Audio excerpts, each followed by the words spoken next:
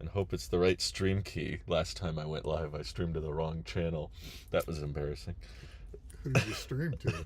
I streamed to the tech channel. I meant Oh. to stream to the... Yeah, that's Oh, not no, I good. streamed to EV. I meant to stream to tech. It was one of those. Yeah. But let me just make sure it's connecting. Your life is complicated, Drew. It says your I friend. had a Wanna see us dream dish- about you. Your dad was in it. No, we were like... You've been eating- watching too much We YouTube. were eating Thanksgiving dinner, and your Oh, that dad's sounds fun. there, and some real crotchety old guy, older than me, like 90 years old, and fat, big fat guy.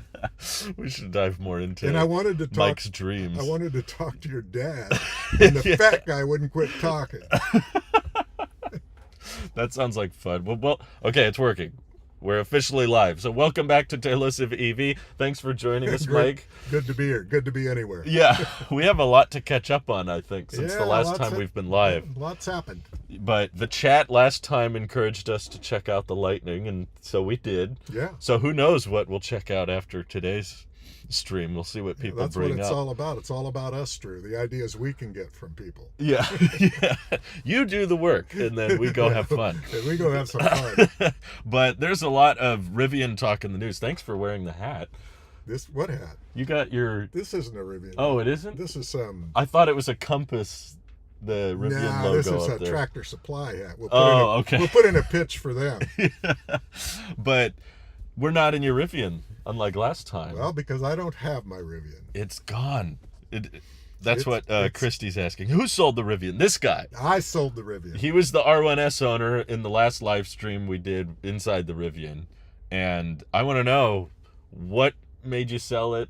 How did the selling process work? How did it go? Were you Okay. happy with the sale? All the details. Sure, I'll be happy to explain it. Thank you. First, why I would sell it at all. And, Yeah.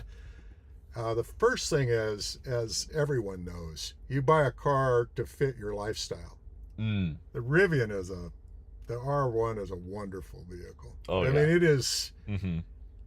It's like something you couldn't imagine ever being built. Yeah. And no, it was and- crazy. and I've been a car guy all my life. In fact, most of my life I had 5 cars simultaneously because I'd have a 5? sports car, a 4-wheel drive, Wow. 2 sedans. I Wow. was married all the time. Yeah, yeah. And then I had something else, but I always had 5. And I had Wow.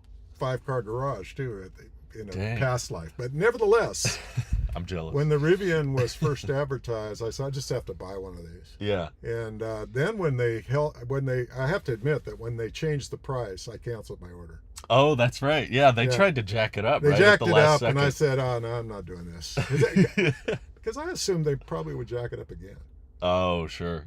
So then they invited us back for the same price, and I said, "Okay." They said, sorry. Yeah. My bad. And I'm Please a come back. forgiving person. I was like, "Let's do it." Yeah. So then I finally got the Rivian, and I was really impressed with it. But here's the thing: I'm one guy. My wife, we don't ride in a car very much together. Yeah. So I only drive the Rivian, and I have this Tesla, this Right. rear-wheel drive. Yeah, yeah. The Rivian gets 2 kilowatts, or 2 miles. 2 miles per Yeah. kilowatt. Right. This car, yesterday I drove it, it got 5 per 5. kilowatt. Yeah. I mean, Wow. Well, I'm an old man. I don't drive fast. I mean, that brings you another I don't thing. either. Do I really need to get to 60 miles an hour in 3 seconds? The answer is no.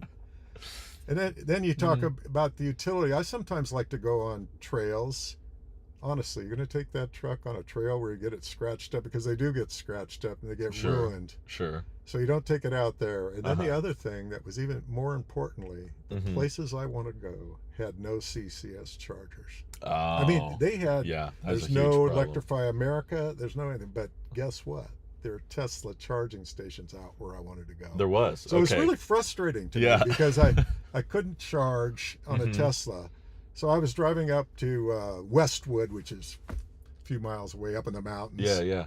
There's Tesla charging station 5 miles from there. Wow. So I drove the Tesla So you can't take the off-roading machine where off-road. you'd want to Right. go off-road because of the charging. But these are small frustrations. I mean, Yeah. it doesn't detract from the vehicle itself. No, it's still High a great. utility. Uh-huh. It did everything, man. I mean, it like drives like a sports car, drives like a truck. It really Thanks for did. letting me drive it, by the way. That was so fun. I'm certainly glad I did. That was a right blast. now. I'm glad I did because, well, and I see it all the time in your videos. So it's like it hasn't really left us. Right. We got lots of footage of it. It's in our memory. Oh, by the way, when we did take it off road, it got scratched, which was noted in the sale. Yeah, a little tiny scratch, but I'm it was. So sorry. No, you don't need to apologize. But that proves my point. If you take it off road at all, something's going to happen. Right. And that's a very expensive vehicle to and I have to say, get banged up. I never buy a vehicle without looking at what's going to happen when I sell it. Okay. So that was always up for It's always in my mind because okay. I turn cars pretty fast. Well, it's good you got FSD on this car then, because I think that helps with the resale value a lot. Do you really? Well, you probably won't get what you paid back, but you will get a bit more than like what you would for my car if it doesn't have FSD, because someone knows that's a software package that if you buy used or new is still going to cost 12 grand or whatever. My hope is that Tesla at some point will show some customer loyalty and let us transfer it. Yeah, they do the limited time. Yeah, they do. They have little and promotions. I think the more they're demand constrained, the more they'll probably keep offering that. Yeah, and so I actually I like this car. I like it because it's efficient. Me too. And it's lively enough for me, and it has a light front end. It doesn't feel like an EV. It feels like a nice sedan. It does. No, it fits our lifestyle too. But how did you go about selling the R1? Well, I put it on Facebook Marketplace, which is quite an experience for having a Rivian on there, because you'll get the bots and is this a hybrid, and people that obviously, but I'm very tolerant of that because what is the saying that when you're when you're a teacher, and I've been a teacher most of my life, you assume ignorance and you assume intelligence to understand anything. Sure. And so I treat people like that on Marketplace because it's a place where social values are just lost. People are just crummy. That's true. They don't have much civility. But nevertheless, I got all these questions. Drew, the first week, I had over 2,000 hits. 2,000? Oh my gosh. So there was certainly a lot of interest. Okay. I had a fellow in San Francisco that wanted it, and I kind of helped. I talked to him quite a bit, and he said at the end of the day, he goes, you know what, it's not enough of a discount that I would buy new. So these are people that have enough money that even a $20,000 discount is not enough for them to take even the smallest chance that this vehicle hasn't been hurt somehow. Wow. So that was a problem in the sale. Yeah. Because you're dealing with people that have fluid money. Yeah. But they're not going to finance it. Because of that, they have fluid choice. And so I had a lot of trouble finding a buyer. And well, actually, you want the whole story? Because there was one. Sure. There's kind of an interesting aside. I had a fellow call me from Los Angeles. Wow. And he, I really want the car, but I'll only pay $80,000 for it. I was break even and a little above at 80,000 because of that good buy. So you got it for about 80? Was that your purchase price? 86,000 out the door, but I got a governmental. Can you imagine getting a government check? I got 7,800 from the government. Really? Yeah, oh, that's cool. So that put me down in the 70s. That's cool. Wow. So in any event, I thought, well, I can sell it for 80. Yeah. So this guy is you got like a free car at that point. Yeah. Well, and that's what I wanted. And and then I promoted, help you, Thank you. It was all good. It worked out. Okay. So he calls me and he's very communicative and he's got me believing that he's the real thing. Good. And that's good.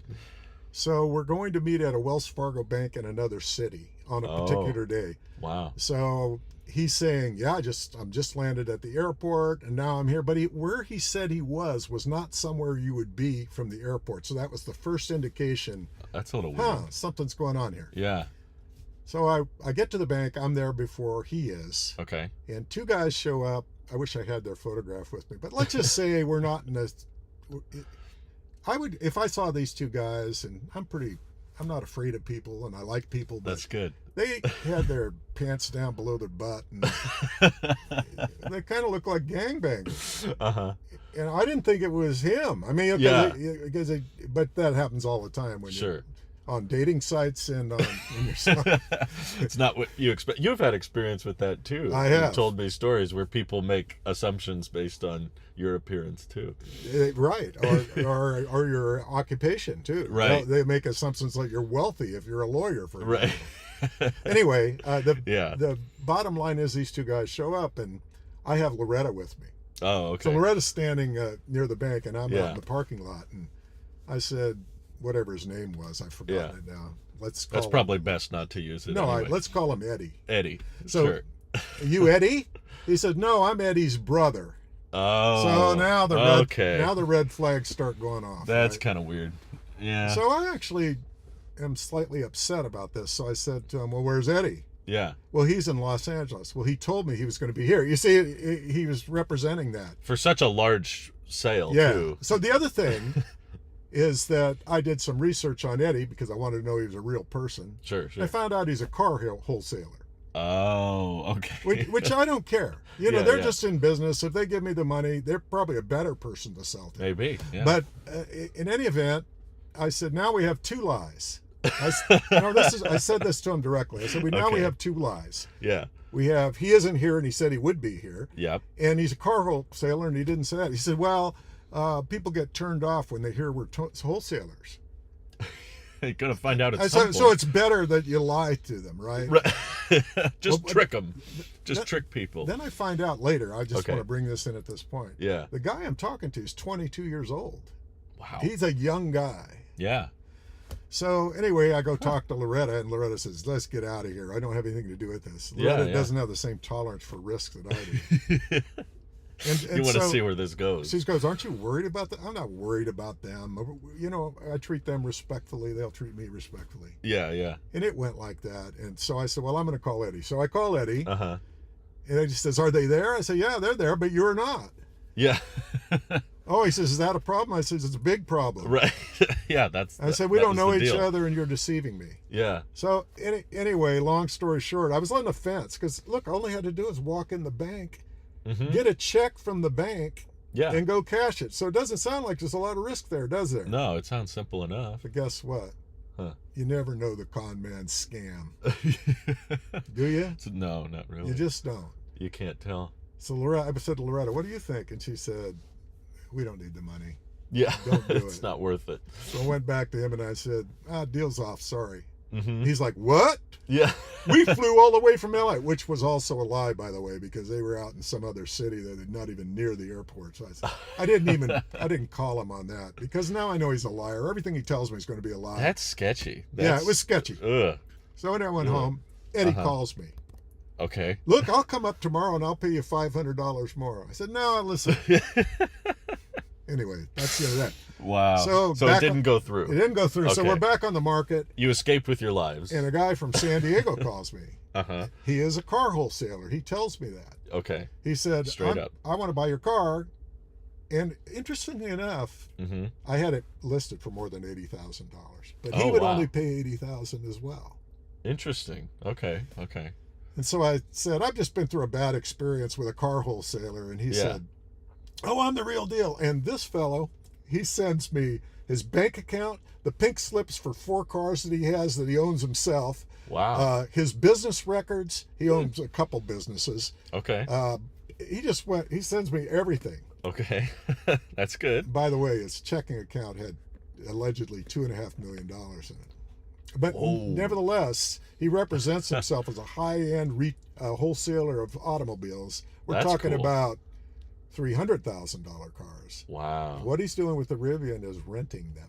Oh, that's a good idea. And he says, I own 20, Wow. and when they get 25,000 miles on them, I turn them, and I put a new one back in, and you have the perfect vehicle to put back in. I had 3,500 miles on it. Interesting. He says, it's just what I want, and he rents them to corporate renters. Oh, that's a good idea. I Yeah. didn't think about that. Well, that's why we don't have $2.5 million. That's right. We're So, not in that business. I'm of course skittish about all this. Yeah. And You had a bad I said, how experience. does it work? And he said, well, I'll send you a bill of sale. You sign it, and then I'll give you the money. I said, nope. You get me the money, and then I'll cooperate with you. Okay. You pay him first. Yeah, so he wires He pays you $80,000 to my checking account. Really? Yes. Wow. And That's I'm impressive. like, there's not much he can do at that point. Reversing those is hard. Yeah, if it's a direct wire. So then I feel yeah. this obligation to make sure this works for him. So Yeah. I cooperate in every way. I FedEx the pink slip and Oh, you did. title. Okay. Oh yeah, well I had the money. There's no Yeah. reason not to. But then that creates some interesting problems. Really? I'm now not the owner of the vehicle. But it's in your sitting possession. in my drive. Yes. Oh, interesting. So he's going to have it transported. Okay. He gets a car hauler. Car hauler calls me and says, well, you live out in the sticks. We're not driving the... We're not going. That's and funny. so he says, you got to drive it down to town. Okay. So I said, yeah, okay, let me call the owner. So I called him. He's a great guy. He communicates well. He said, Yeah. I said, hey, I'm going to call him Bill. Okay, sure. Hey, Bill, Yeah. they want me to drive your car down to town. Yeah. And I don't have an insurable interest in this car. This car has no insurance right now. He says, oh, it has insurance. I've insured it. Oh, he already I did. said, okay, but I said, I feel uncomfortable driving it. And I'm Right. not going to. Because it's not yours at that point. Well, right? I also had I wanted to do this. He knew the mileage on that car, and when he got it, I wanted to have that mileage. Right. You know, right. no games. Yeah. So he said, you know what? I understand completely. I'll have him Uber up there. Well, you and I live in the same place. Yeah. We know how Uber I said, good luck. works. Yeah. Good luck. Long story Yeah. short, 3 days go by. That one falls through. He gets another carrier. Oh, he did. Okay. And so the other carrier, he wants the same thing. I say no again. Mm-hmm. So he calls me and he says, man, maybe you can do me a favor. Do you have other cars? Yeah. I said, yeah, I always have other cars. Yeah. He said, can you drive down and pick him up somewhere? Sure. So I had him come a mile from my house. Oh, there you And go. I picked him up. Okay. And guess what? The guy speaks no English at all. He's Ukrainian. Really? Yeah. And Ukrainian? he says yes to everything I say, but he's not understanding. Nice my fellow. God. Nice fellow. Wow. Drew, when he took possession of the car, he took 115 photographs of that car. 115. Yeah. Wow. No English, but That's when he caught your little scratch. oh no. No, Jeez. nobody cared about the scratch. Okay. You know, Where was it? I don't remember that. well, remember we hit something. I said, there's something. And then I went out and I didn't see anything. It was no big I deal. didn't see anything. It was no either. big deal. Okay. Anyway, how he wanted the car is interesting too. He wanted nothing extra. I mean, I had weather floor mats, and I had a Samsung one, whatever, big Charger? Tetra. Yeah, Oh. no, a SSD drive. Oh, yeah. I mean, it had all this stuff on it. He says, I want none of that. I want it just how you got it. Really? You have to break the back glass then.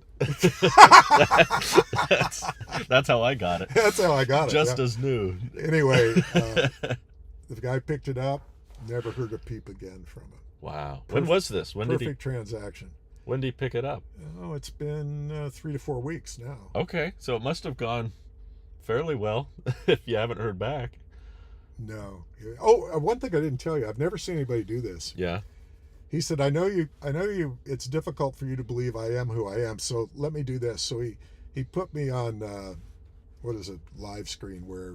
Oh, yeah, like what a is that called? FaceTime? Yeah, it was Yeah. FaceTime. Okay. He puts me on FaceTime. He says, okay, you have the pink slip for my BMW, correct? And I said, yeah. He said, this is my house. He goes outside, shows the house. Then he says, this is my BMW. And then he looks at the VIN, and it's the Wow. VIN. And he went through all 4 cars like that. Dang. And he says, Okay. if there's anything else to make you feel comfortable that I am who I say I am, I'll be glad to do it. And I'm like, I've never seen anybody be this open. That's a lot of confidence. So and then he said this, which most people would find insulting, but I didn't care. He said, listen, man, I wouldn't worry about stealing $80,000. That's oh, and then he did this. He said, here, listen, I'll send you my wire transfers from last week. So he does. Wow. $550,000. Seems like a cool friend to have. Yeah, well, he hasn't called me since. Yeah, I bet he No. wanted that R1, and now he's done. And that guy works 24/7, seven bet. days a week. You get Sunday morning, you call him, he'll say, "Yep," and then he's just cooking. Wow, what an interesting, Very interesting guy, and he workforce, used to train for Toyota, so he's Interesting. really in the auto business. Okay. And he's got a wholesale license in California and got some other companies, but Wow. and I won't That's say where fascinating. he has some LLCs out of state, but we won't talk about that. It's getting Yeah. too far into his business. Christy, sorry. Christy says, I don't know about you, but I would have slightly cold feet to sell my car to someone who rents it. I mean, we all know what happens to rented cars. I feel like you wouldn't care. Well, that's actually I empathize with Christy some. Yeah. I mean, cars are just machines, but they're machines you selected.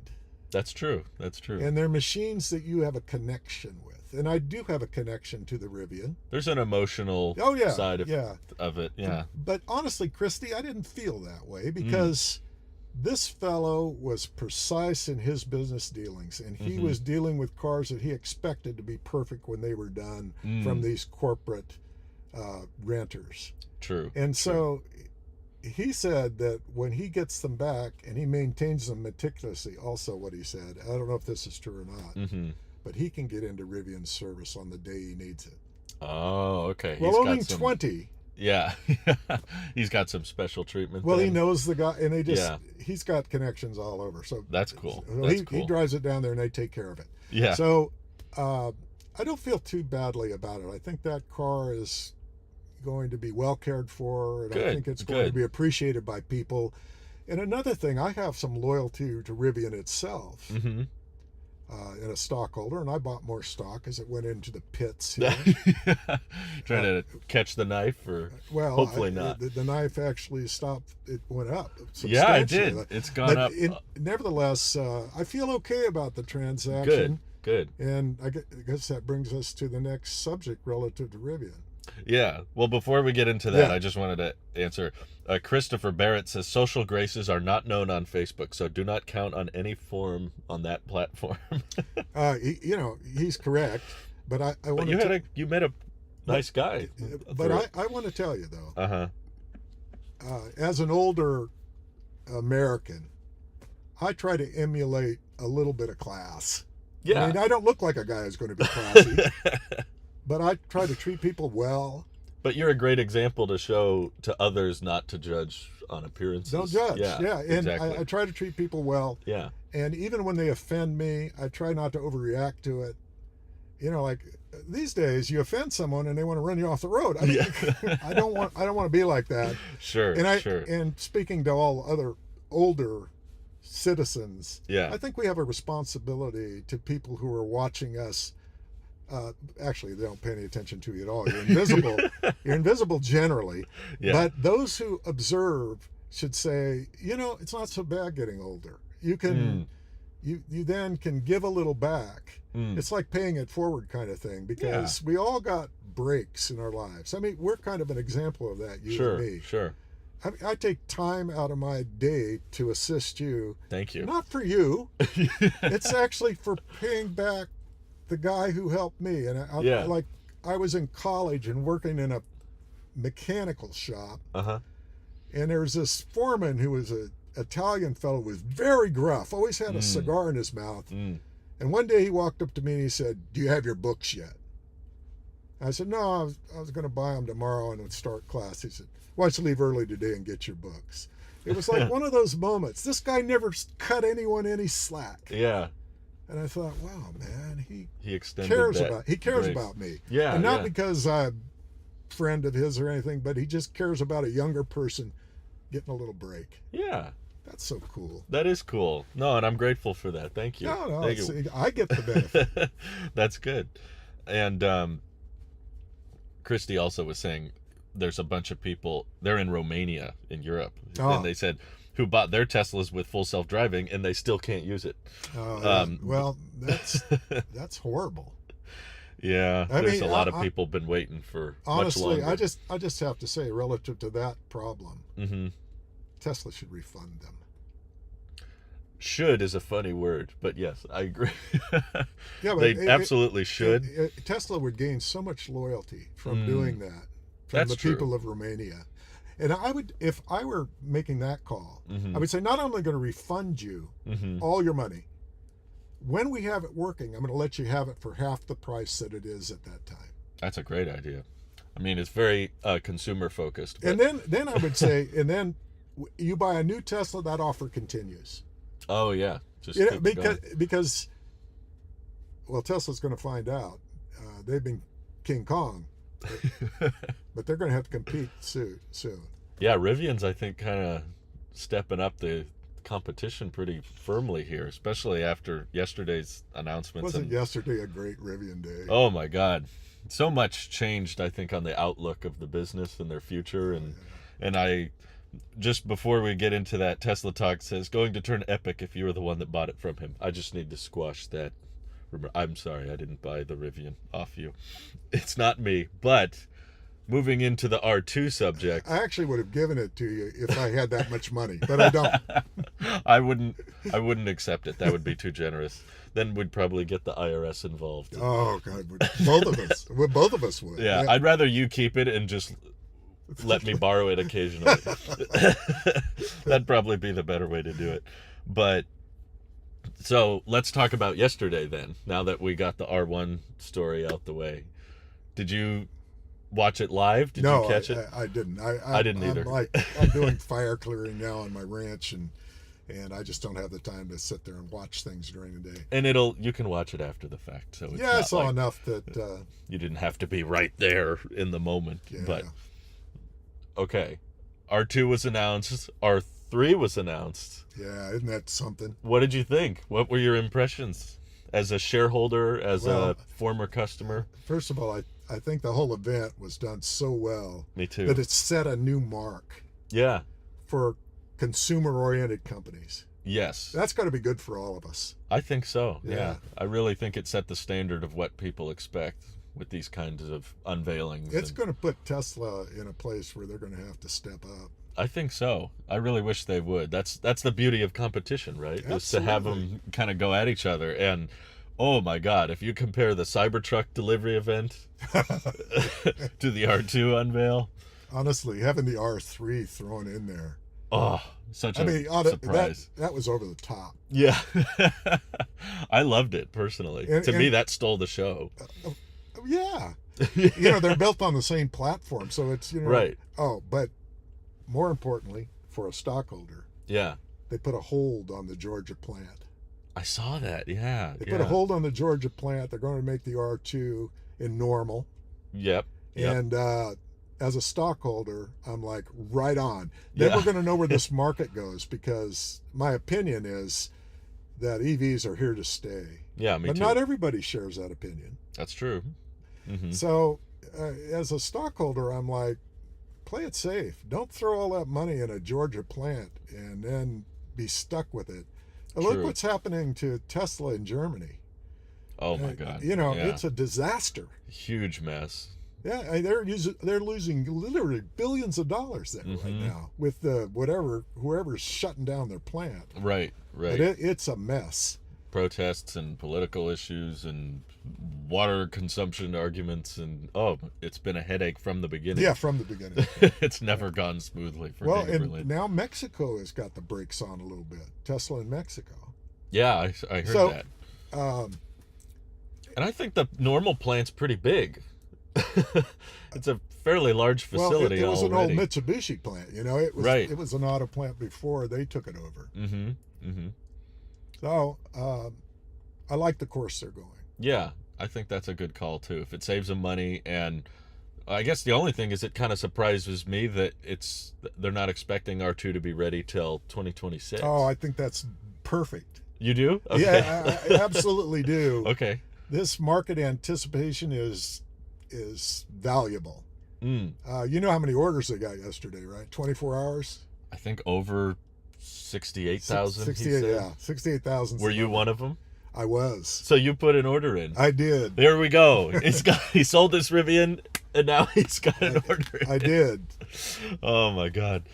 Wow, what the turnaround. So you probably ordered an R1 several years before you got it, Yes. and then owned it for about a year, sold it. Now you've got another R2. Wait. Well, and the Aptera.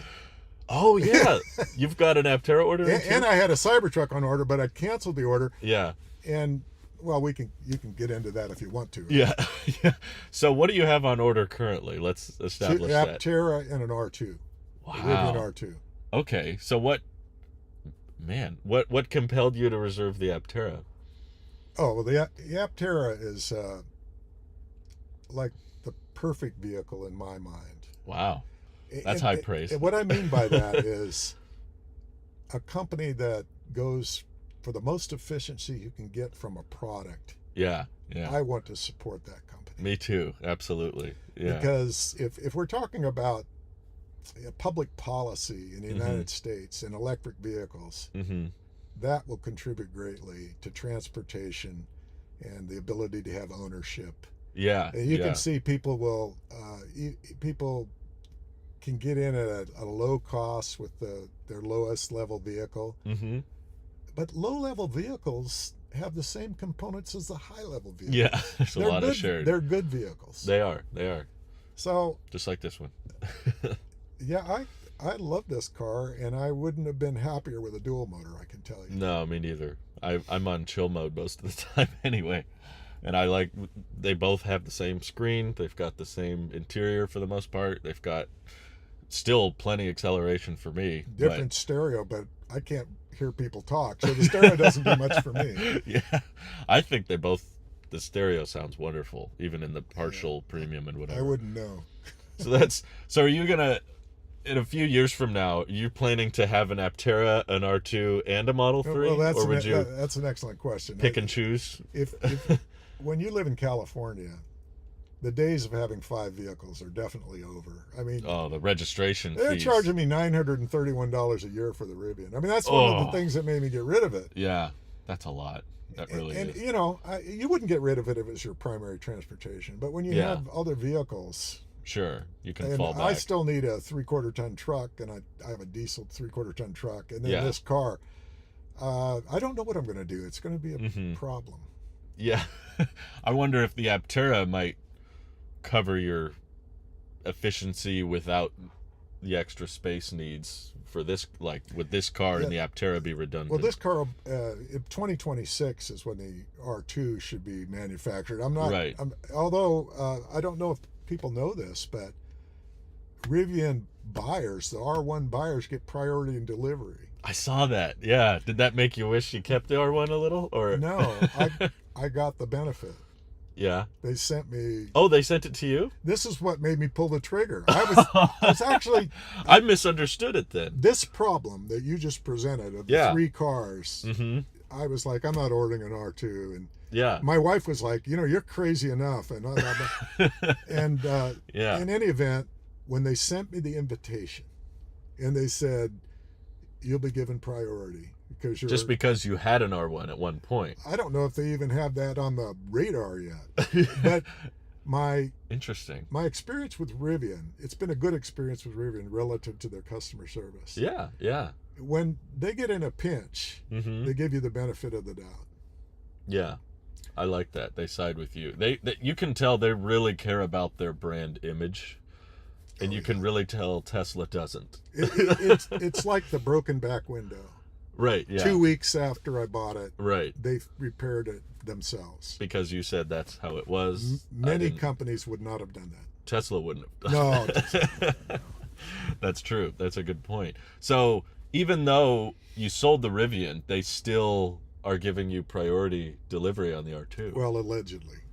I think so. I hope that's how it works. But you'll know. I'll let you know. Yeah, keep us all posted, because I'm really curious. I was going to say that gives R1 customers motivation to flip it, because you're going to get it before everybody else can. That's an interesting thing you say there, because what's going to happen with the R1, and I think you're going to see changes in the R1 in this period before the R2 comes out. That's a good point. They're going to have to distinguish it more. It's certainly distinguishable, but yeah, they're going to do something else to the R1 that makes you go, man, I sure want that. I think they need to now, Yeah. because right now we're on kind of the hype train, and the unveil has got everyone excited. But if that results in any kind of, have you heard the term Osborne effect? Yes. Yeah. If it results in a slump in R1 sales, then they're going to need some kind of a refresh, or some kind of a, Well, it could be the scroll wheel update on the steering wheel. well, they'll or do that for sure, but the rear window dropping. they'll do that as well. Yeah. I'm certain they will. Okay. They're gonna do, and they're gonna do something you wouldn't expect. As you can see, this company does that. Yeah. Got a super chat. Thank you. From Taker610, who says, "Is Samsung making the 4695s for Rivian?" I don't think they talked at the event about who's making it, but They talked about it, right? yeah, they said it's a new cell, it's a structural battery pack. Yeah.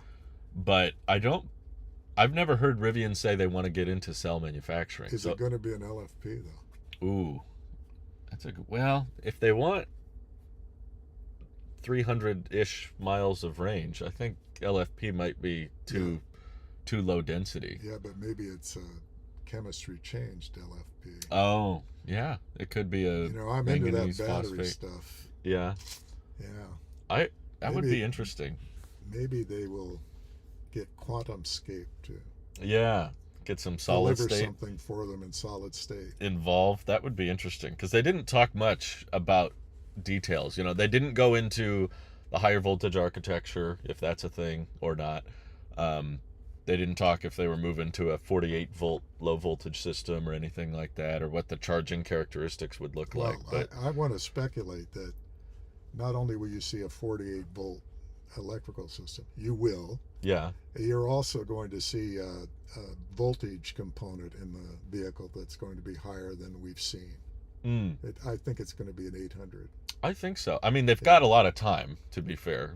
I think maybe right now they were focused on, let's just show the design. Yeah. Just focus on the product. I'm sure they don't have all the problems answered. Right. Yeah. Right. So they have time to figure out, does it make sense to switch this architecture and what have you. This technology is still moving too. Right.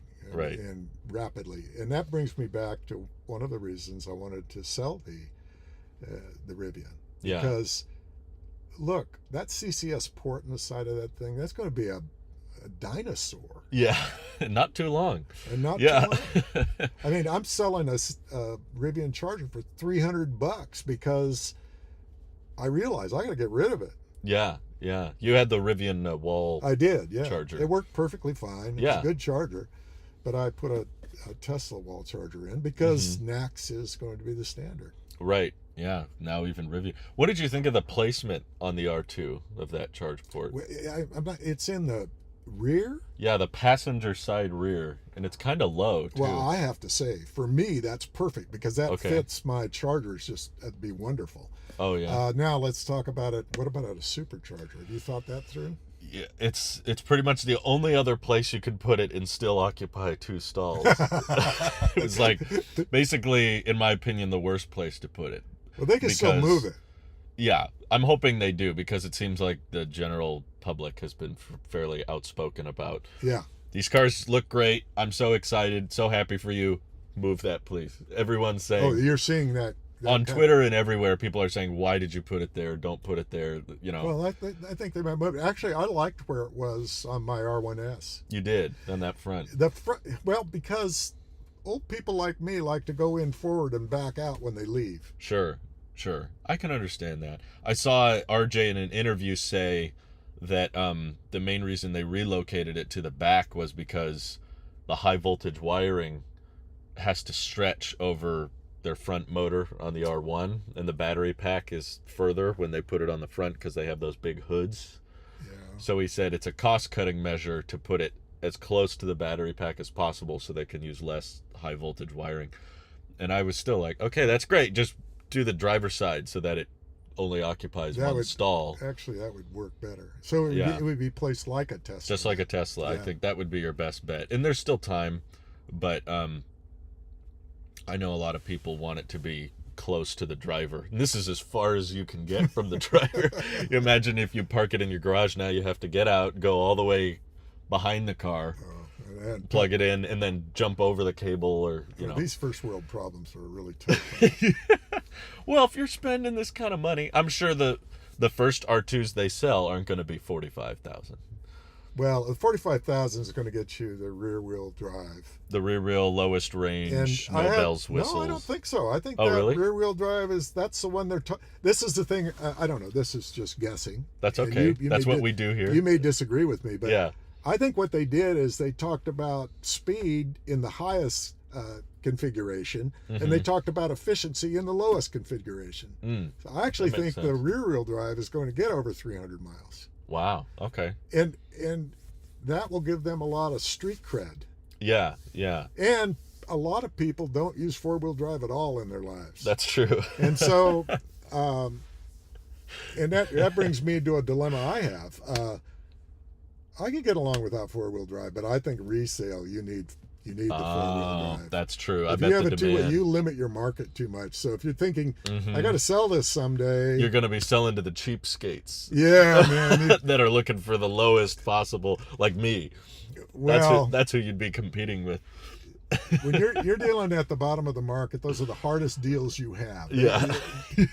They're going to lowball you like no tomorrow. Yeah, they cheapskate you good, but That's true. Not, I respect that too, but Yeah, if you're on the buying end. I'm definitely a cheapskate. So. But that's why you'll find a lot of used Model 3s with standard range battery packs for really cheap, because they can't find anyone that wants them. Everyone's trying to find a steal on a long range, or a dual motor. Right. They want a good deal on that. Yeah, but a lot of that's just fantasy, Drew. I mean, like the 3-second 0 to 60. Oh, it's a wonderful carnival ride. But we're sitting for in a about car 3 seconds. We're sitting in a car that's about 6 seconds. Yeah. 0 to 60. Yeah. Well, V6 Camaro's about 6 seconds. So that's what you're driving. That's still a lot, in my opinion. Yeah, and when you get into traffic, Mm-hmm. you don't get an opportunity to use 0 to 60. You No. just 3 seconds. It's great for a rental car. You pay a lot. But after a couple times, I'm over it personally. I'm like, okay, I get it. Well, everybody is. Yeah. It's like, first of all, you're up to 80 miles an hour. No time. It's actually got a little danger associated with it. Yeah. And a absolutely. child go out and ride in front of you on a bicycle, your life would change as would theirs. That's true. So you got to be thinking about how it contributes to society too. And the shame of it is, a lot of people that want the fastest cars don't have the best judgment in the world. The people who want those cars shouldn't have those cars. Well, I still want them, but I don't know. This is plenty for me. So if you are, I don't know if you just got the R2 reservation to be safe and you're not sure whether or not you want to go through with it, but what trim would you target if you do go through with it? Are you thinking single motor, dual motor? I'm thinking dual motor, Okay. but mainly, and I would, as far as other options, I'd probably have none. Yeah. Single motor I mean, would be cheaper. the but last one I had an interior that was $2,000 extra. I wouldn't do that again. It just doesn't Right. do enough for me. Yeah. It also had wheels, but it was a launch edition, so they were Right. basically free. But I wouldn't pay for those either. There are special wheels you had too. They were not in production anymore. Well, the reason they weren't is because they were shiny. They still were in production, but they were black. Oh, that's it. Yeah. Yeah, the finish was different. Yeah. Would you go with the longer range battery or the Oh, always, yeah. always? Yeah. Again, that's a resale thing, because you can 3 years down the road, Uh-huh. your long range battery isn't going to be long enough anymore, because Yeah. changes will happen. So you want, What if they do LFP on the lower range? Would Well, that that's- change your mind? well, Drew, I'll be 75 years old when I get it, and it's like no battery's going to wear out in my driving lifetime. So That's true. It could. This is one of the benefits of this stage of life. You don't have to blend as long. Oh, well, I think I eat dessert first. that's good. Well, a lot of people do that at young age too. Oof Dad asks, do we know if the R2 is going to have air suspension? No, I don't it will think so. not. I No. think they showed a picture of the chassis. And It definitely will not. And it's coil. that's where they're saving a lot of the money. But I got to tell you, from a old timer mechanic standpoint, air suspension is really nice, but in its older age, it has real problems. Oh yeah, does it wear out more on average? Yeah. Yeah.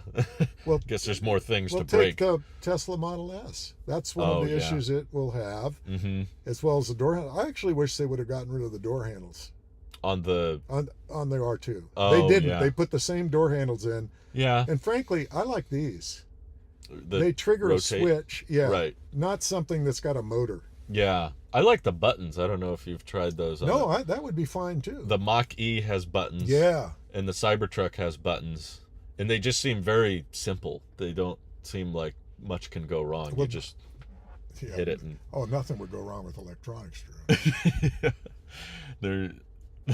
There could be, but yeah. He also asked about 120 volt outlets in the ground clearance. So coil suspension means it's not a variable ground clearance. It's got 9 inches ground clearance. I think they said 9.8. Yeah, so well, closer to, maybe it's closer to 10. It's closer to 10, but anywhere I go, that's plenty of ground clearance. That's much better than a Tesla. Oh, no. Model Y is, I think, 7. Yeah. 7 inches.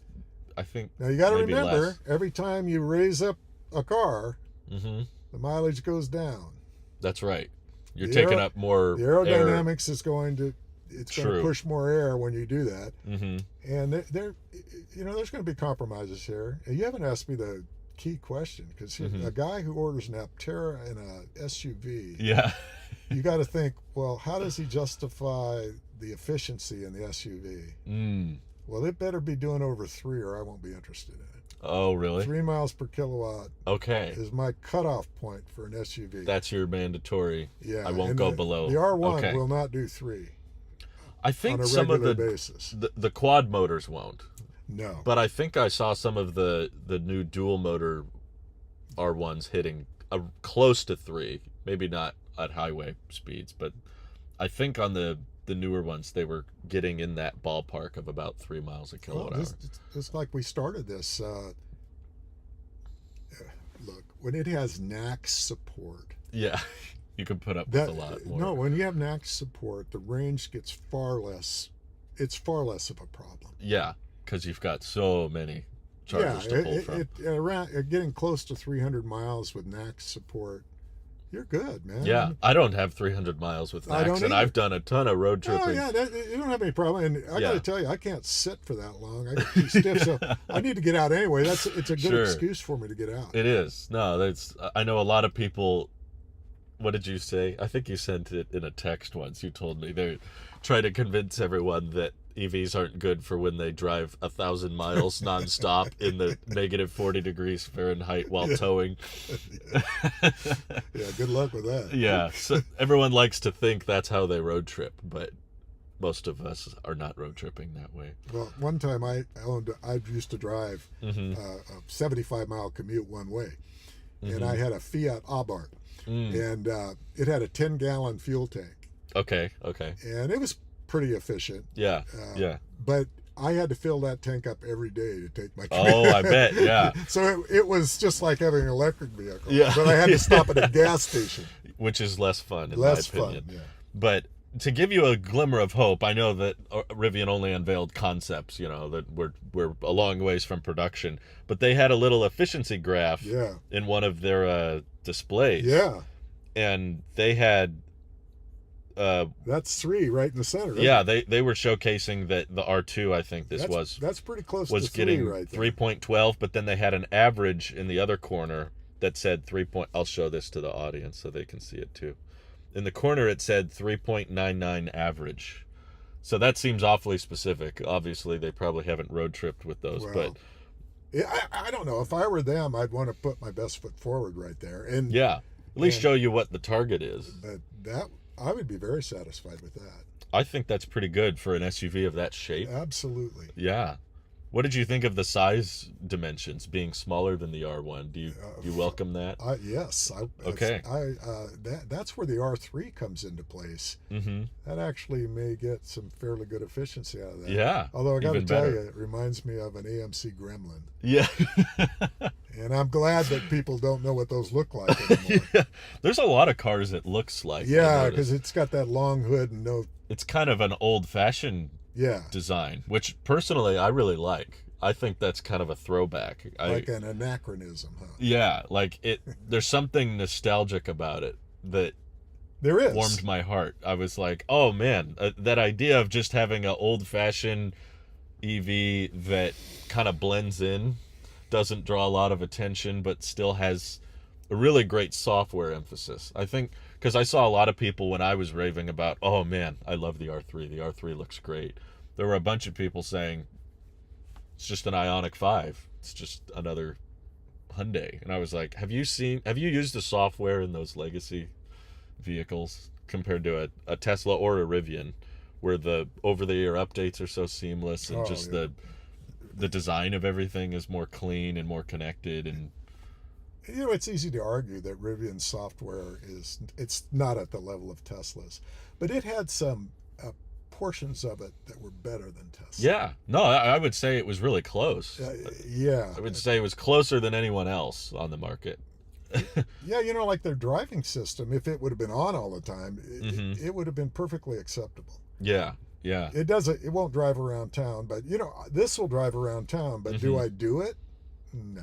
Oh, really? I was going to ask you about that because we used it a lot last time. Yeah, well, because we were testing. Yeah, we were filming. I drove out of town yesterday, and while I was in town, I just drove because it's more the notion that you can't be the driver. You now are the passenger. Yeah. There's a little bit of a discomfort, a little bit of a disconnect there, I think, when you're doing tight things. It's something about highway driving is really nice for the car to do. It works great, like getting off exits, getting on it does that very well. Although yesterday, Drew, I did have it on. Yeah. And I got off this exit where I'd had problems in the past, and the son of a gun actually went right in the other lane when it cut off the exit.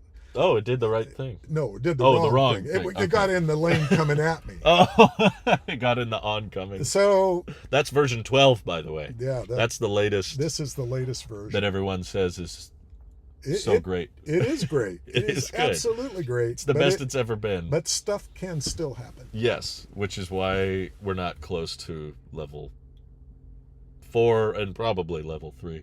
Rivian even mentioned doing level 3 at the event. Did you hear him say that? I was a little surprised by that. I was like, I'm not sure if anyone's legally figured out how to do level 3 yet. I agree. Capability is one thing, but legality is another. Well, we got into this whole, one time I posted a thing, tried to talk like a lawyer, which was always a mistake, but I talked about liability a little bit, and one fellow responded to me, and he really had his finger on the pulse of regulation. And he talked about the government indemnifying companies, which is a really good way to do it if you want a product to go out. But he was so far over my head that I answered, I agree with you.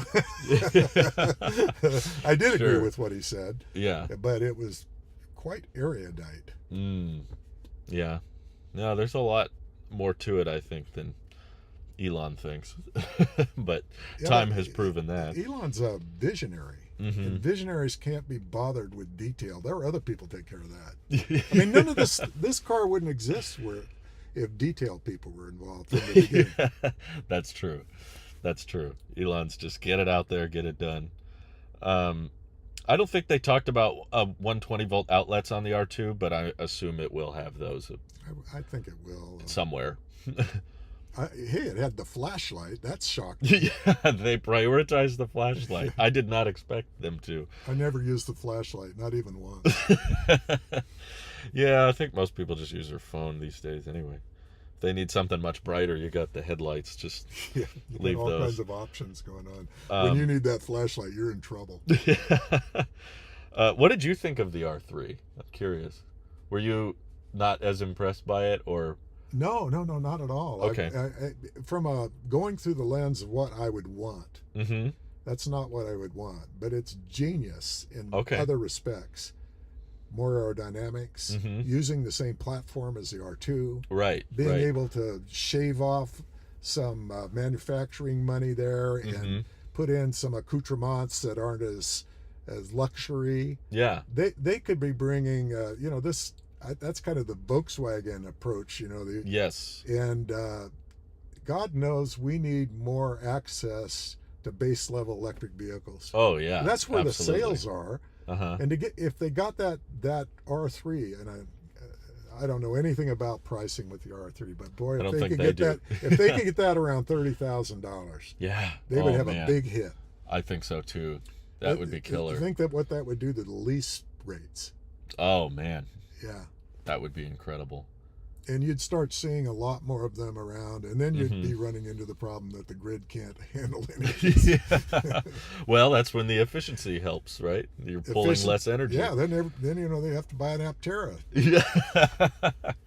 Yeah, well, the good news is it should qualify fully for the tax credits too, which should help with the... They didn't talk much about pricing of either. They just said the R2 will start around 45.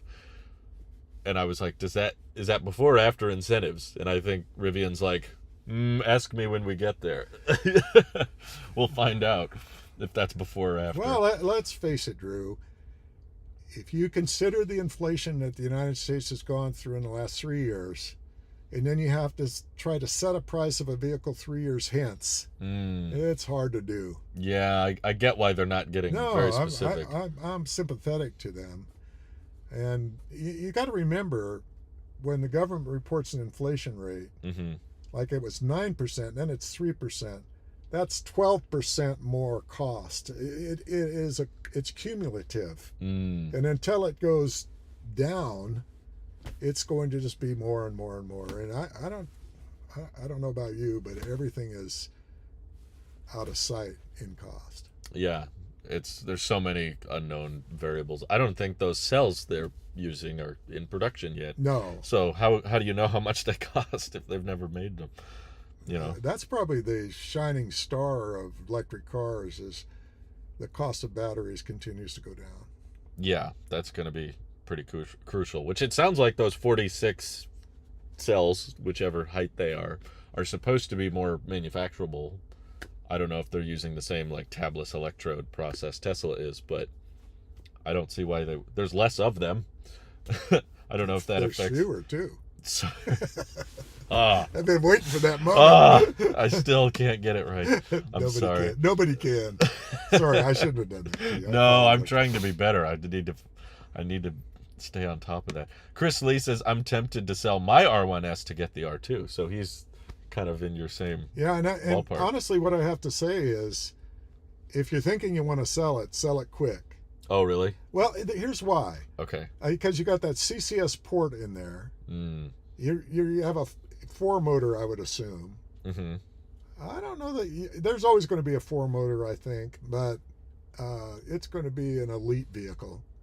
Less and less, I think. Yeah, over time. But did you see the 3-motor R2? They're saying will be sub 3 seconds, 0 to 60. That's still so nuts to me for a vehicle of that Yeah, class. but there's a group of people that want that though. So yeah, you don't know. they'll probably get it first. I bet they'll build those first because they're probably going to cost $70,000+. Yeah, I think they're going to be on the same level as an R1. Real close. Pretty close. Yeah. Yeah. I think you're right. I mean, it's smaller, so it should get better efficiency, better range for the battery size. So that should help with the affordability. Yeah, but let's face it, when you're usually driving along, those electric motors are just idling anyway. Right. They're not taking any power. The only time they take power is when you step on it. And you're going uphill. Yeah. Or you're going into a windstorm. Maybe that'll take a lot of power. And Chris Lee also said, I doubt they even know who sold their Rivian. They just have your info of when you bought it. Yeah, I think that's actually true, Chris, because they were treating me like I still had it for sure. Yeah. And furthermore, I had a service order in, and I called them and canceled it. Oh, okay. And then 2 weeks later, a fellow from the store called me and said, "Hey, we got you scheduled for service." So there is some miscommunication or lack of communication going on, and I said, good thing you called. I don't have the car. Yeah. So just check me out of the whole, system. For now, at least. Any good electric motors coming out like in Aptera? I don't know what you mean by that. I'm trying to dissect that. Any good electric motos or motors coming out in Aptera's ballpark? Aptera's using Alafe motors. I don't know if that answers your question. Let's see. Oh, Tesla Talk agrees the R1 definitely needs to get some upgrades to bring it up to speed. And like you were saying, probably get them before the R2 comes out. Yeah, that's what I would do if I were running that show. Yeah. In fact, I might even raise the price. Really? Yeah, because the more they differentiate, the R1 from the R2 is going to help them not have that Osborne effect. Yeah, yeah. So, I wonder if telling R1 customers that you'll get the R2 first is another way of avoiding Osborne. Oh, yeah. It's like, what did I call it? Did I call it Osborne? Yeah. Okay, no, you did. That's it. Oh, motorcycles is what he meant. Electric motorcycles. Have you ever looked into that? Oh, yeah. Yeah, because I've previously been a motorcycle rider. I've decided I need to stop because I know, age is getting to me. But they're terrific, but they have really bad range. Yeah, I've noticed that as well. I mean, Harley makes a real nice one. It's the really, live wire. It's really a nice sport bike. Yeah. But it goes about 100 miles. Yeah, that's kind of tight if you're relying on CCS. Well, if you just, it's not CCS. Yeah, it is CCS. Son of a gun. Yeah, you're right. The battery's probably small enough you could just do J17, AC charging. Yeah. But NACS is even better. So whoever has NACS on a motorcycle, I think someone adopted it. Let's cut to the chase. Everything will be NACS. Yeah, it's just a matter of time. We're over the center point now. Yeah, and they can fit in the one stall. You can put it anywhere you want on the bike, and it'll probably reach. Yeah. So there you go. There's an idea. There was someone, Elio Motors, I was looking into. They were targeting. They had some kind of like enclosed motorcycle that had a steering wheel. Oh, I saw that. And it like self-balances. Yeah, right. There's a gyro in it. Yeah. Man, if your gyro goes out, you're in real trouble. Yeah, you're just in a flop seat. down like the guy on the tricycle. You remember that? When your battery dies. Yeah. If you have a 12-volt issue, it just flops over. That slides down the road. Yeah, probably not a great idea. But they were targeting something like 20 miles a kilowatt hour, and that aspect of it fascinated me. I was like, dang. 50 watt hours per mile. That would be pretty nuts. Wow. If they could get it reliable enough and working, but I don't know. That gyro thing, you're right, would be really sketchy. Knowing the whole thing just falls over if there's an electrical issue. Oh my god. Yeah, that company probably isn't gonna. I don't know. I haven't researched them very well. Maybe I should interview them. By the time they're actually shipping the new model, those door handles will be manual. Yep, I agree with that statement. And which handles? The door handles on the R2.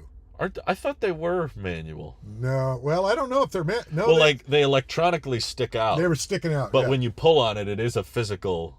Is it? Latch. That's what I was told, at least about the R1. Whereas the Tesla, that's all electronic. Yeah, the R1. You're correct about that. But I would like it different from that. I would like it so you just press it. Just a button. Well, I'll tell you another thing. This is from an owner's standpoint. Uh-huh. If you have your car unlocked, everybody knows it's unlocked. That's true. It's like putting the flag out. Look, come take a look. That's a good point. I didn't think of that. You know how the Aptera works, right? No, I do. I do not. You might not like it, so I'm excited to get your reaction. But there's no handle. Yeah. So you knock. Oh, I don't care. And then it opens. Listen, it just pops. They can get if they can do 10 miles per kilowatt.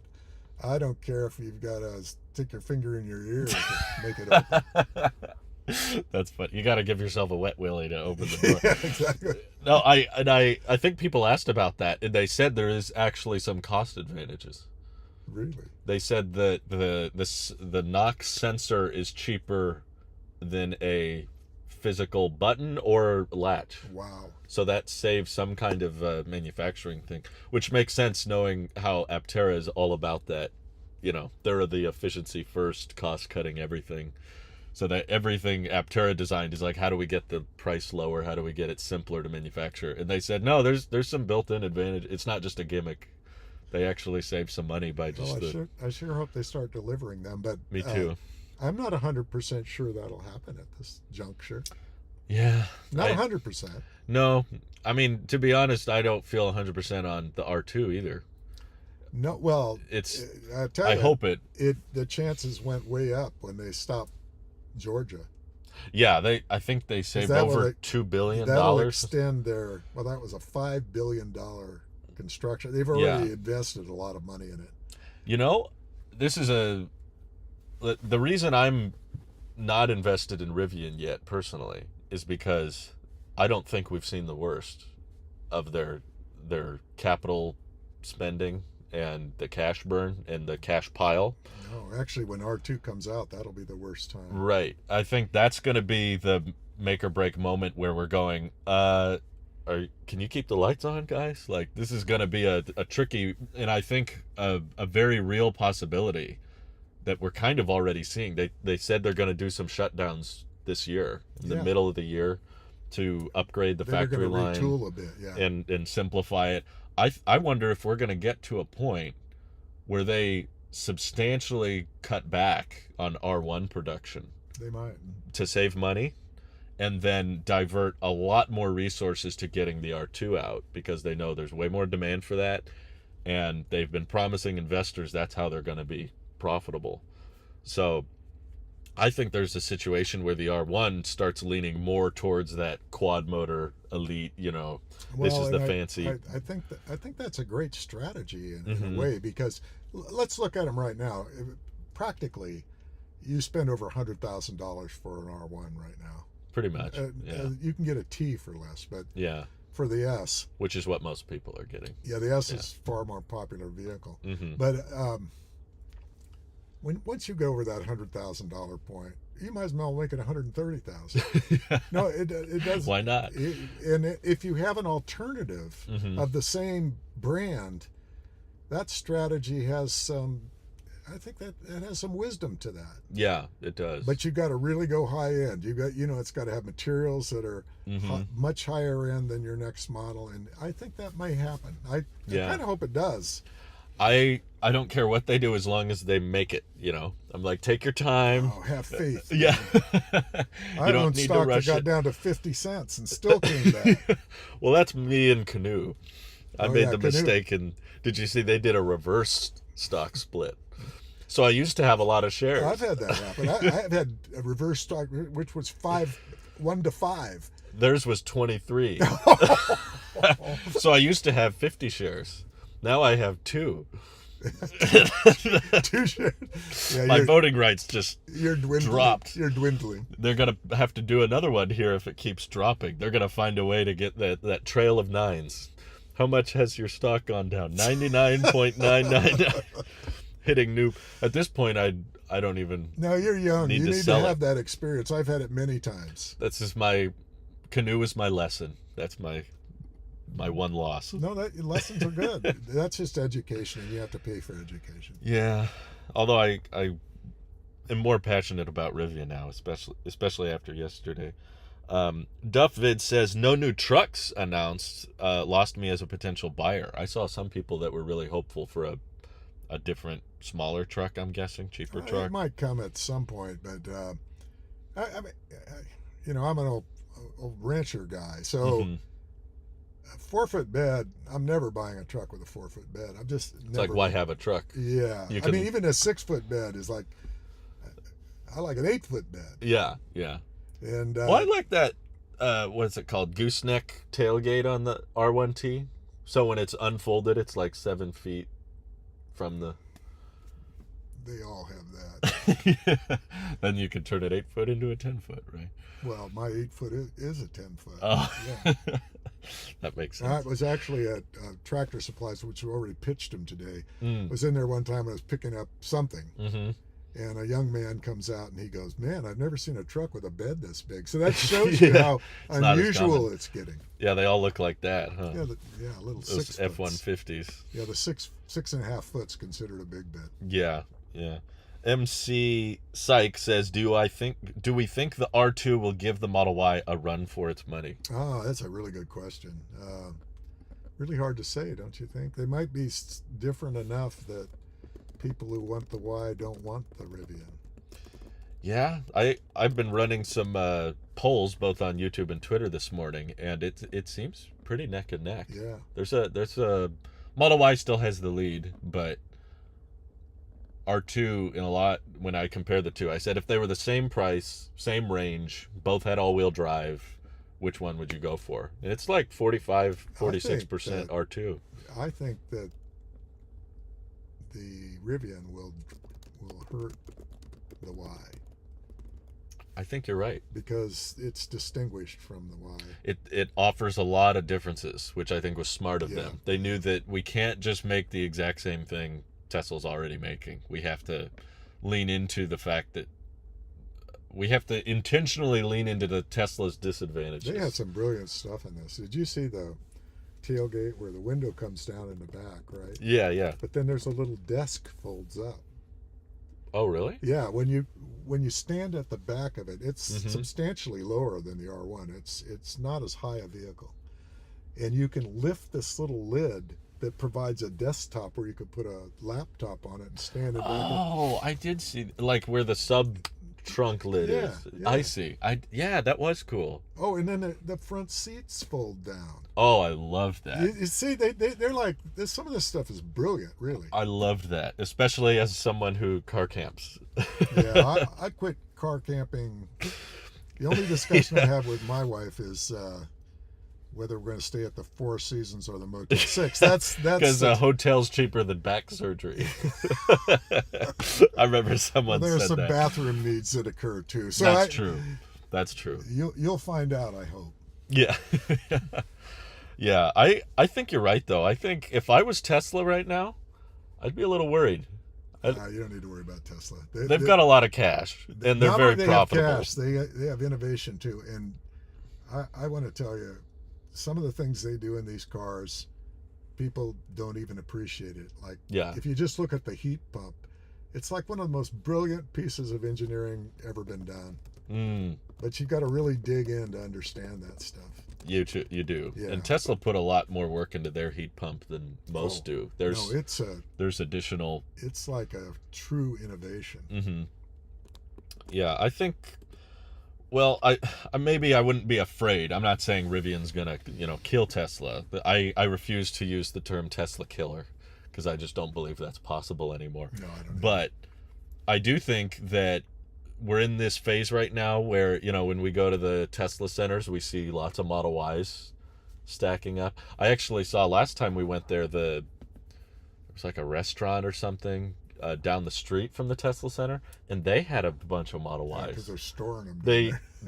They're needing more parking spaces. Gee, isn't it interesting how much nicer they are to you too? I wonder if they answer the phone yet. I should call just to see. See if you get a human.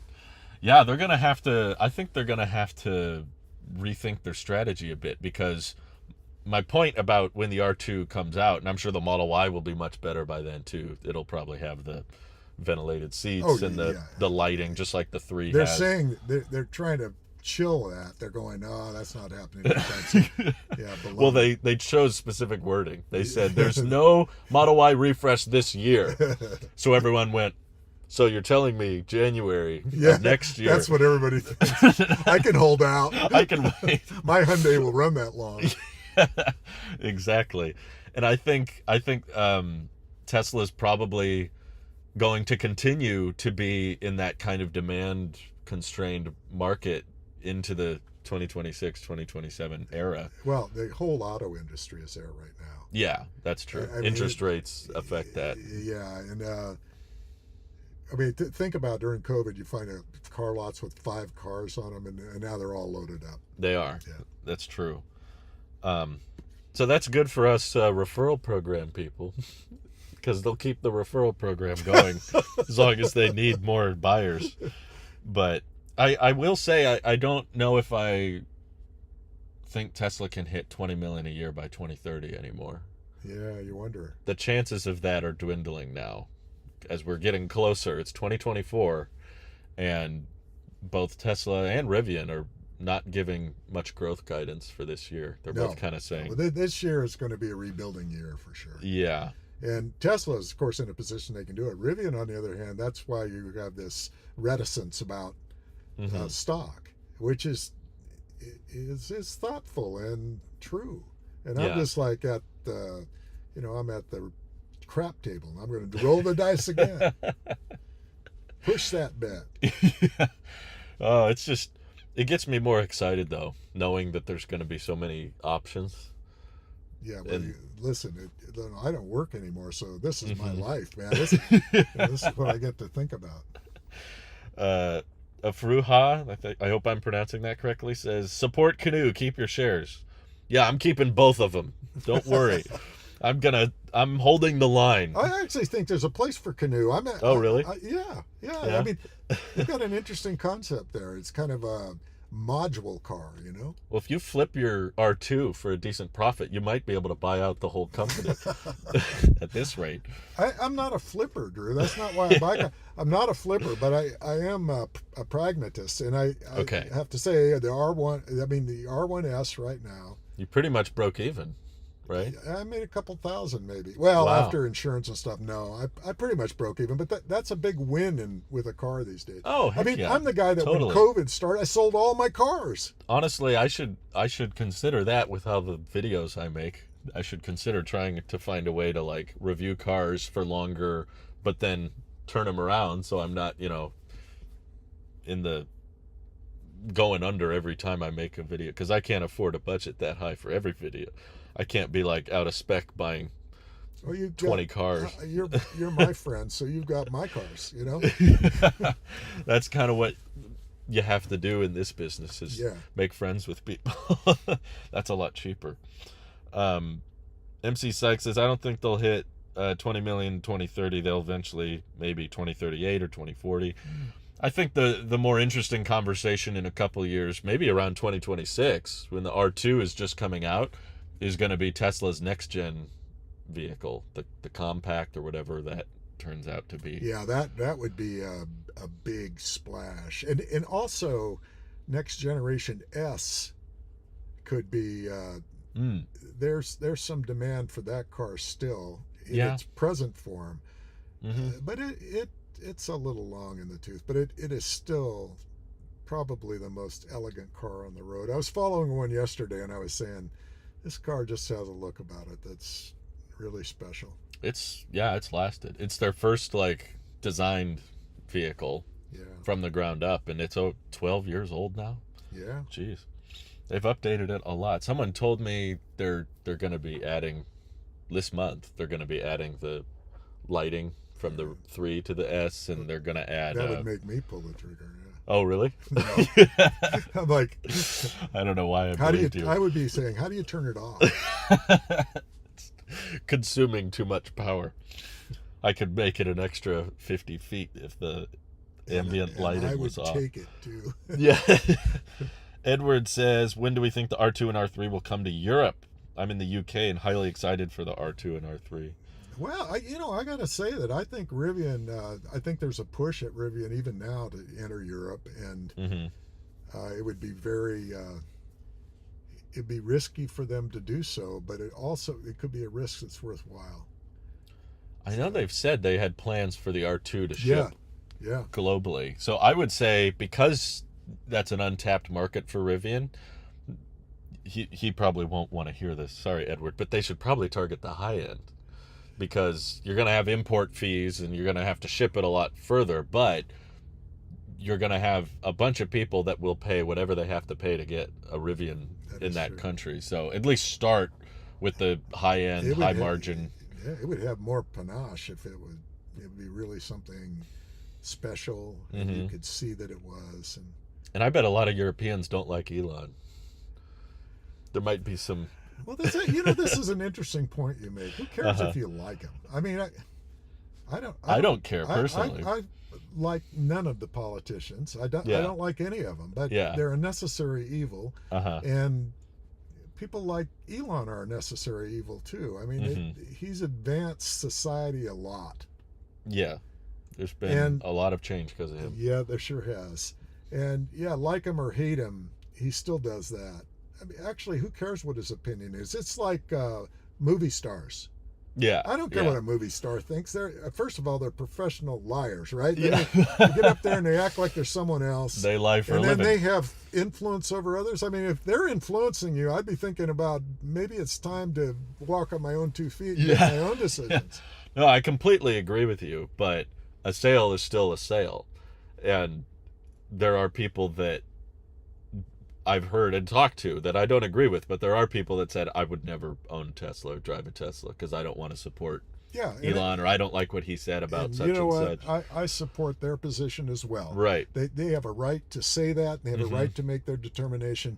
But the way Elon rises above that is he makes a product that's undeniable. Yeah, that's true. And if they can produce a product that's undeniable, even some of those people will come around. It's like, how much are you willing to pay for the I remember non-Elon tax? When you're a real old guy, I remember when Volkswagen came to the United States. It was 1955, was it? Something like that. Yeah. I was a little kid, and there was one in our town, and people was like laughing at that thing and saying, no one would buy it, and I'd never buy a German car, because it was right after World War II. Oh, yeah. And next, 5 years later, every other car is a Volkswagen. Yeah, everyone... That's true. That it tends to come in waves where everyone feels a certain way and then everyone forgets about it.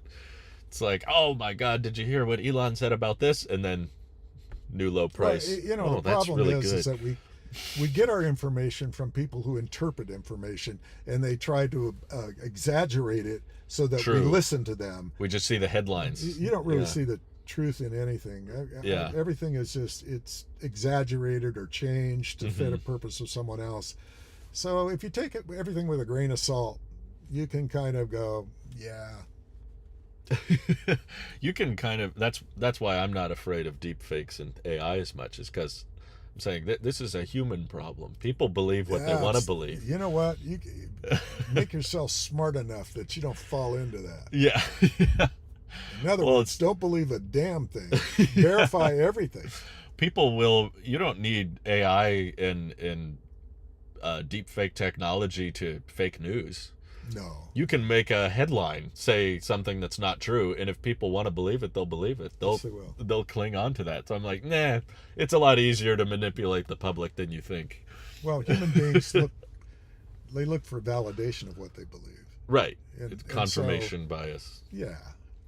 Absolutely. We're off the track here. Sorry, I can get back on. Yeah. The question that I actually wanted to make sure before we wrap up, I want to ask the public. I don't know if you saw information on this. I need to know, do the front seats on the R3 fold flat? Oh, I don't know that. I couldn't get confirmation from anybody. I don't think anyone knows anything about the R3. What it looks like, kind of. Maybe. Yeah, that could change too. Yeah, that could change too. But to give them credit, Rivian has done a pretty good job remember the concept of the R1 and then what they actually delivered was yes, they did. Was pretty close. It was very close. Was not a lot of differences other than the price at the last minute. But hey, you're probably smart for getting your reservation in, because we have history that shows Rivian tends to honor early reservation holders a little bit more. Well, more than Tesla. Let's see if they learned that lesson. They tried not to. Yeah. But on the other hand, I have to put my stockholder hat on. Mm-hmm.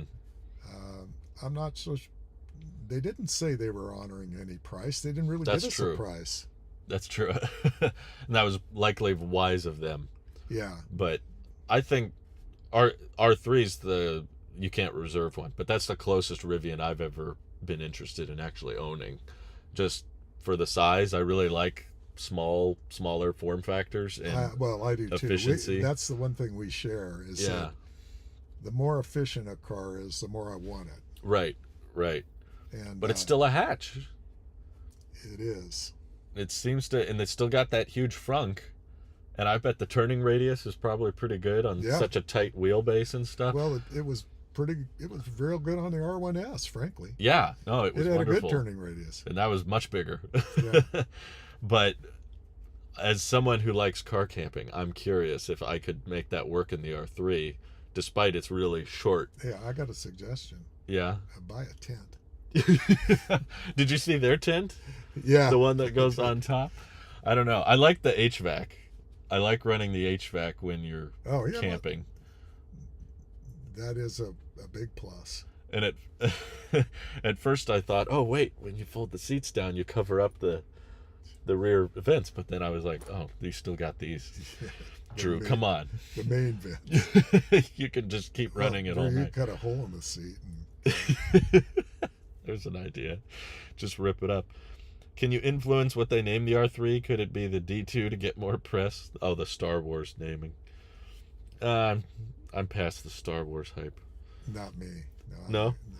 I would name my R2 D2. There you go. Okay, now we know.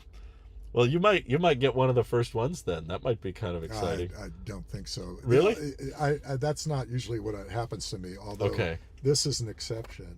Version 12. Oh yeah, I was like, there's still a bunch of YouTubers I watch that don't have it. Yeah, they don't have it. I did 2 days. I had it, and I called you right away. Maybe we ought to get this out there. And then you were like, then maybe I should get this out first. And it was a real popular video. That was our best. Thank you, by the way. Yeah, it was fun too. Yeah, I owe you another lunch.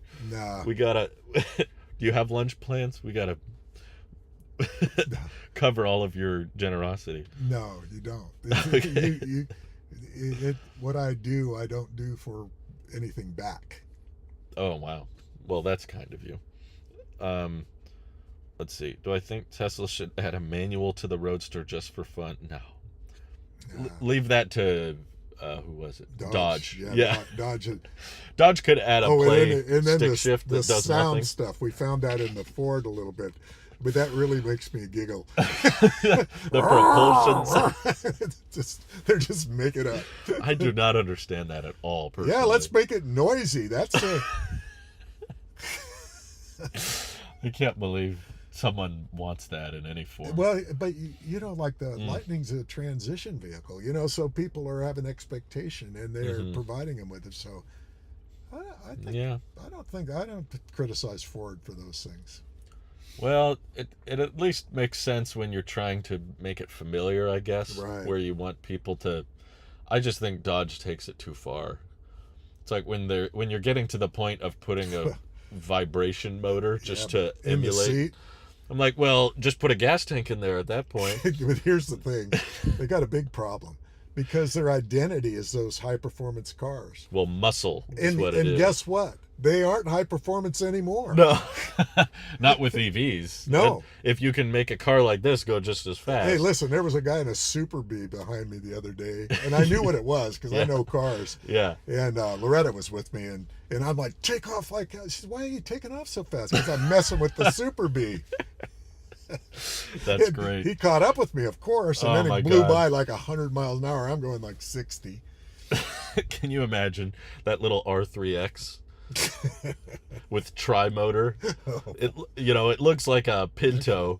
Actually, that sounds like a real sleeper right there. I would love it. All it needs is some wood paneling on the side. I'd put it on.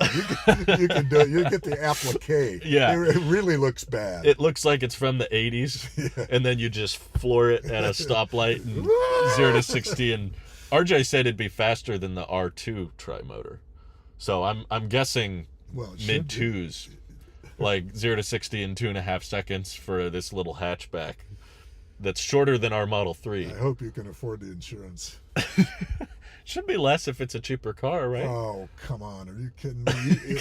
The expense of insurance is hurting the other guy. That's where the expense comes from. Oh, yeah. Well, I'll just get bad insurance for if I do something.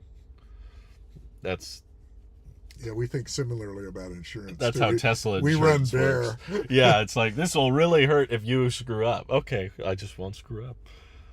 Yeah, right. Everyone has caught so many different cars. Someone, Obi-Wan Spiker, agreed with you. It really looks like a gremlin. Yeah. Someone else used a different one. There's a VW that looks a lot like it.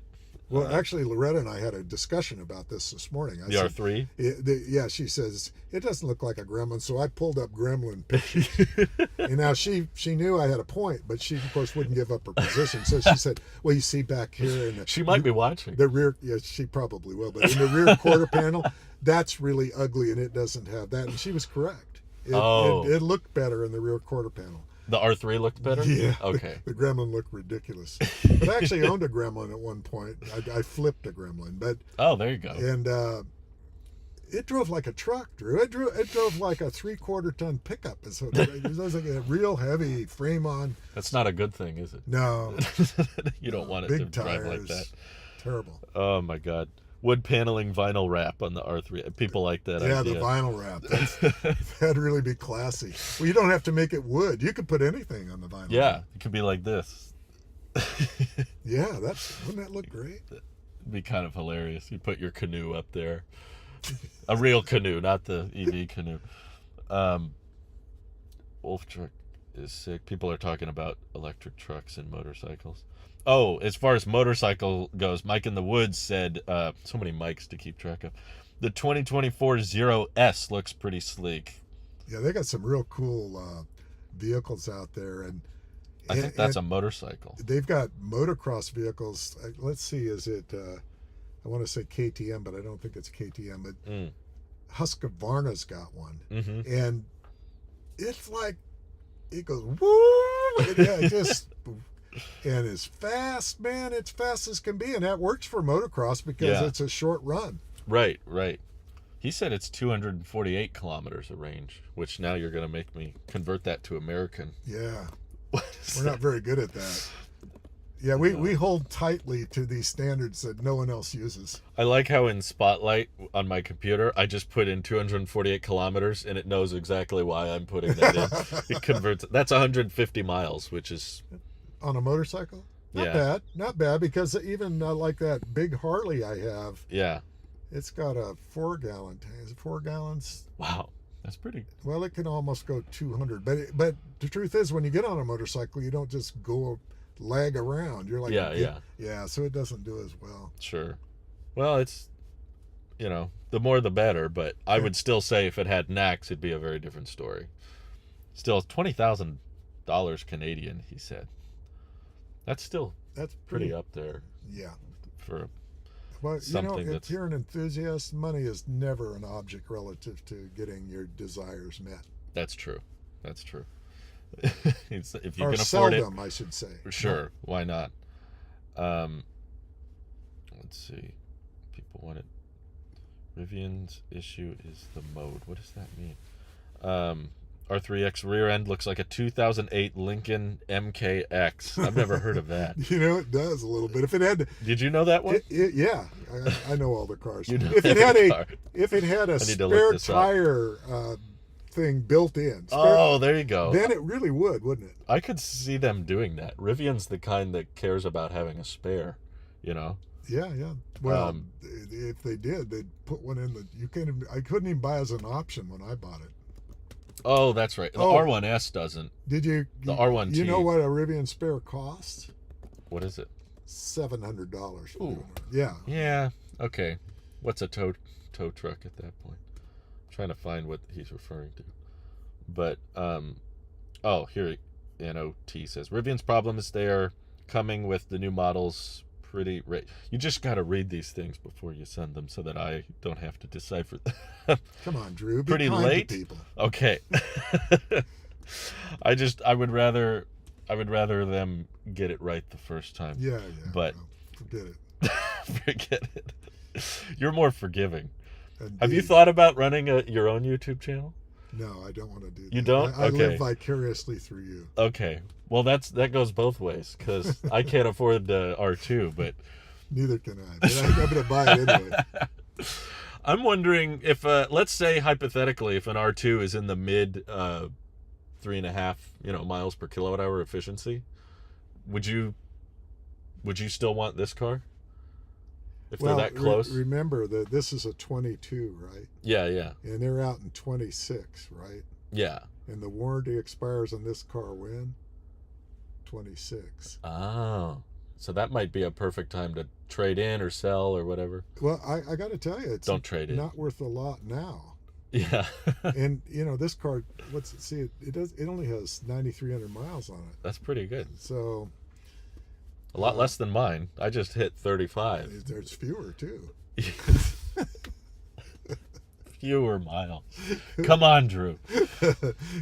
You'll never get it. It's okay. I'll put a rubber band as on long my as you have a wrist. good sense of humor around it. It'll be fine. Fewer miles. Fewer. Okay. Loretta is she's just holding her head now. Going, They do it too. They bring it up. I think more of them have just given up on me. yeah, I'll never give up.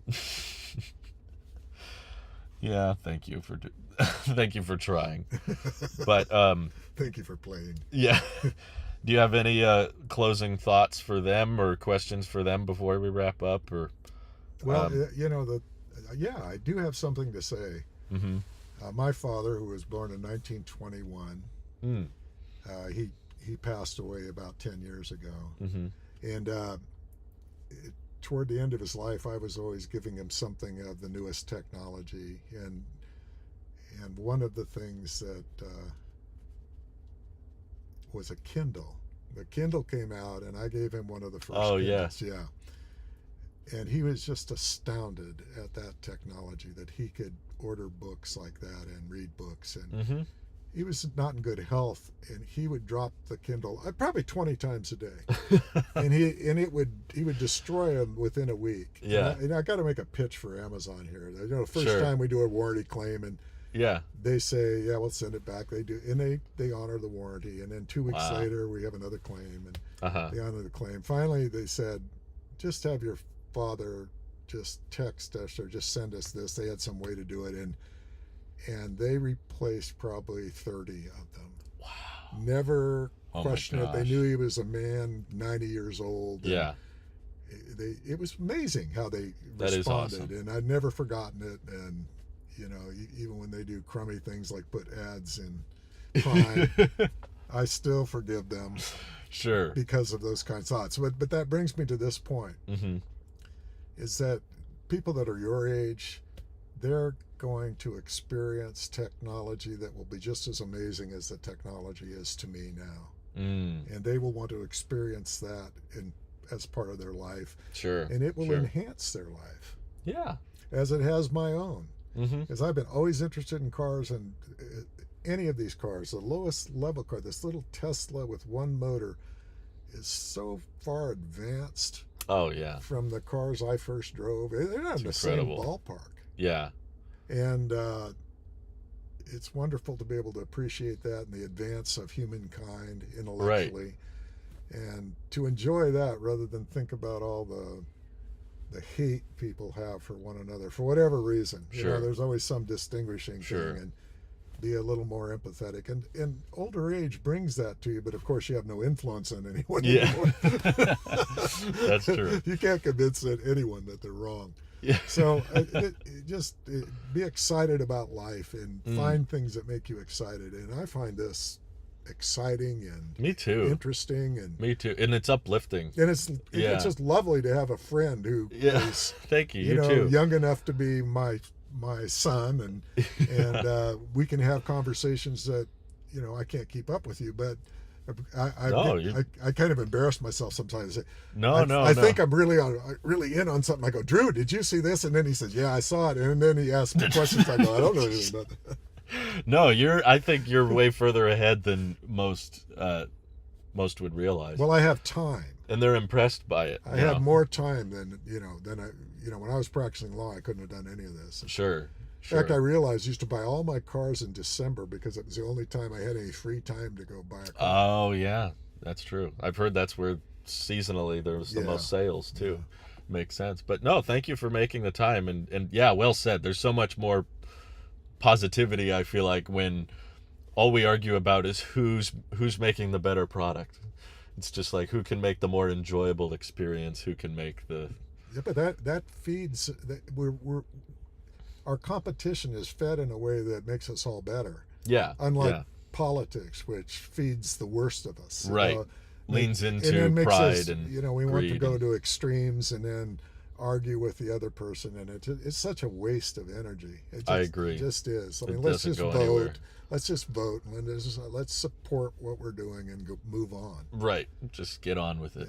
Yeah, and and have some frickin' humanity for one another. Yeah. Kindness. Absolutely. That's enough. I'm off my soapbox now. Okay. Yeah, another Michael, says, I have a feeling that Americans will embrace more EVs because of Rivian, which I agree. That's a really nice thing to say, because I Yeah. agree with that too, because they feel the excitement of this too. Yeah, and I feel like Tesla doesn't want to do too many models, and a lot of Teslas all kind of follow that, egg shape and just keep it simple, sedan, crossover, whatever. But having more options, and you don't have to choose between charging networks with those options, I think is That, the of course, future. They were visionary relative to charging networks. Yeah. Everyone would agree to that. Right. And They it's going to had be it a right. huge part of their business too. Mhm. They're going to make a lot of money from it. Absolutely. Well, thank you for your time. Thanks for answering all the questions they had. We had lots of people tune in. Good questions. Yeah, and if you guys have anything else, the wait begins. It's the first day. I of a love very the waiting. long wait. The waiting is more fun than the owning. It's a lot cheaper to wait. Yeah. You don't have to do service appointments, and you just get to hope and dream about How what's wonderful coming. it's going to be, and you can be disappointed later. Right. Yeah, it's the Christmas Eve over the Christmas Absolutely. day. You open the presents and say, "Aren't there any more?" Yeah. That's cool. Well, thanks all for tuning in, and we'll catch you around later. Bye-bye. Bye.